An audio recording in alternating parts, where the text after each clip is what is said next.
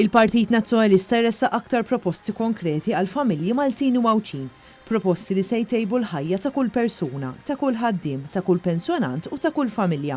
Lilkom li qegħdin toperaw negozju, qed ngħidilkom ċar u tont il-weda tagħna illi lest inżomm fuq il-kelma tiegħi bħala Prim Ministru ta' dan il-pajjiż. Illi t-taxxi kollha u l-kontribuzzjonijiet soċjali li akkumulaw matul il-pandemija tal-COVID-19, aħna se nkunu qegħdin nippermettulkom għaliex iridu ngħinukom biex tħallsuhom fuq medda ta' 8 snin.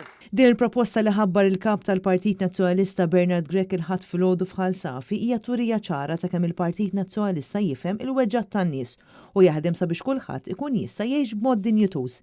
Permessa din il-proposta t-taxxi kollha li kienu akkumulati matul il-pandemija jkunu jistgħu jitħallsu fuq perjodu ta' 8 snin, dan sabiex in-negozji jkunu jistgħu jtaffu il-problema ta' cash flow. Matul id-diskors tiegħu Bernard Grech saħaq li l-Partit Nazzjonalista mill-Oppożizzjoni qed jaffettwa il-ħajja tan-nies, aħseb u wara kemm jista' jaħdem iktar la darba jingħata l-fiduċja tal-poplu u jkun fil-gvern.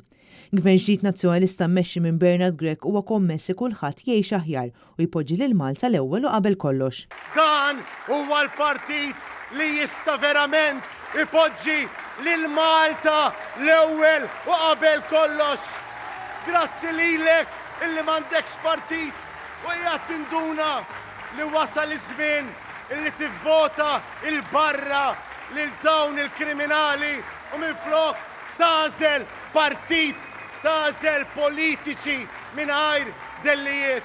U għalhekk grazzi lilkom il-koll illi qegħdin temnu illi flimkien aħna flimkien miegħek jien miegħek nistgħu nġibu il-bidla, nistgħu ngħinuk tgħix mill-ġdid.